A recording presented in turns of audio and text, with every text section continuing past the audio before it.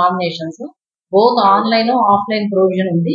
కానీ ఆన్లైన్ లో అప్లై చేసినప్పటికీ కూడా వాళ్ళు ఫిజికల్ గా రిటర్నింగ్ ఆఫీసర్ ఈ దగ్గరికి వచ్చి మాత్రమే ఫిజికల్ గా మాత్రమే హ్యాండ్ ఓవర్ చేస్తేనే నామినేషన్స్ అనేది యాక్సెప్ట్ చేయడం జరుగుతుంది. రెండో విషయం, మనకి ఏ రోజైతే నామినేషన్ అనేది క్యాండిడేట్ ఫైల్ చేస్తారో ఆ రోజు నుంచి కూడా ఈ ఎలక్షన్ రిలేటెడ్ ఎక్స్పెండిచర్ అనేది క్యాండిడేట్ అకౌంట్ కి బుక్ అవుతుంది. ఇప్పటి వరకు కూడా పార్టీ అకౌంట్ కి వెళ్తుంది. ఇప్పటి వరకు కూడా ప్రచారంలో ఇవన్నీ కూడా పర్మిషన్స్ తీసుకున్నప్పటికీ కూడా అది క్యాండిడేట్ అకౌంట్ అనేది ఫైల్ అవడం లేదు. బట్ నామినేషన్ వేసిన దగ్గర నుంచి కూడా క్యాండిడేట్ ఎక్స్పెండిచర్ అనేది కూడా క్యాండిడేట్ అకౌంట్ కి మాత్రమే కౌంట్ అవుతుంది.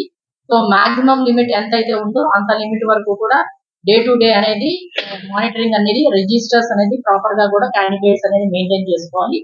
రెండో విషయం, మనకి నామినేషన్ రోజు వేసేటప్పుడు ర్యాలీగా వస్తారు అంటున్నారు. ర్యాలీగా వచ్చినప్పుడు ఎనీ ర్యాలీ ఆర్ ప్రొసెషన్ అనేది 10 వెహికల్స్ అనేది అటెస్టేషన్ అనేది అలో చేస్తారు.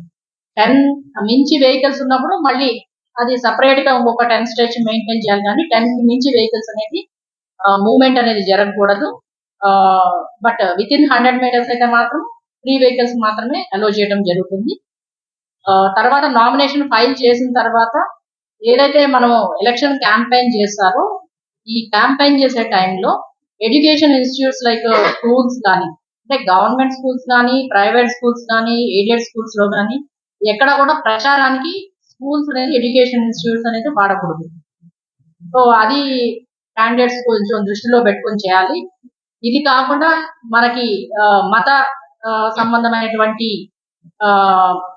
చర్చెస్ కానీ, టెంపుల్స్ కానీ, మసీద్ ఇలాంటి వాటి దగ్గర కూడా ప్రచారానికి వాడకూడదు. ఇది కాకుండా దీనికి సంబంధించి మనకి జిల్లాలో ఎంసీఎంసీ టీమ్ అనేది ఉంది, media certification and monitoring committee. ఈ కమిటీ ద్వారా కూడా ప్రతిదీ కూడా ప్రీ సర్టిఫికేషన్ అనేది తీసుకోవాలి. ఏదైతే మనకి ఎలక్ట్రానిక్ మీడియా కానీ, ప్రింట్ మీడియా కానీ పబ్లిష్ చేయాలి, క్యాంపెయిన్ చేసుకోవాలనుకున్నప్పుడు కంపల్సరిగా వాళ్ళు ఏదైతే కంటెంట్ ఇస్తారో ఆర్ పోస్టర్స్ ఇలాంటివన్నీ కూడా ప్రీ సర్టిఫికేషన్ అనేది ఎంసీఎంసీ టీమ్ ద్వారా కూడా ప్రీ సర్టిఫికేషన్ తీసుకొని అదంతా కూడా మనకి కరెక్ట్ గా ఎటువంటి కంటెంట్ వైలేషన్ లేదు మోడల్ కోడ్ అనుకున్న తర్వాత ప్రీ సర్టిఫికేషన్ ఇవ్వడం జరుగుతుంది. దాని తర్వాత వీళ్ళు ఇవి త్రూ మీడియా ద్వారా కూడా అడ్వర్టైజ్ చేసుకోవచ్చు. ఏదైతే ఈ విధంగా అడ్వర్టైజ్ చేసుకుంటారో క్యాంపెయినింగ్ కోసం అనేది కంపల్సరిగా కూడా పెయిడ్ న్యూస్ అని చెప్పి అది రాయాలి. న్యూస్ వేరు, పెయిడ్ న్యూస్ వేరు. క్యాంపెయిన్ చేసే ప్రతిదీ కూడా పెయిడ్ న్యూస్ కింద రావాలి.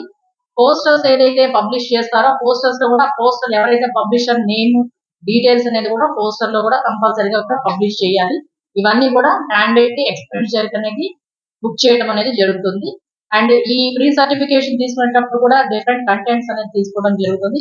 ఎక్కడా కూడా ఎవరు కూడా ఇండివిజువల్ గా వ్యక్తిగతంగా ఒకరిని దూషించడం కానీ, అంటే ఎలక్షన్ రిలేటెడ్ కాకుండా, లేదు అంటే కనుక ఎటువంటి కమ్యూనల్ ఇష్యూస్ కానీ, లేకపోతే రిలీజియస్ ఇష్యూస్ కానీ ప్రొవోకేట్ చేసే విధంగా కానీ, law and order issues create చేసేటట్టుగా కానీ ఇటువంటి అంశాలు ఏవి కూడా లేకుండా కూడా ప్రచారం చేసుకోవాలి. సో దీనికి సంబంధించి ఇవన్నీ కూడా గైడ్లైన్స్ అని కూడా ఎలక్షన్ కమిషన్ నుంచి ఇవ్వడం జరిగింది.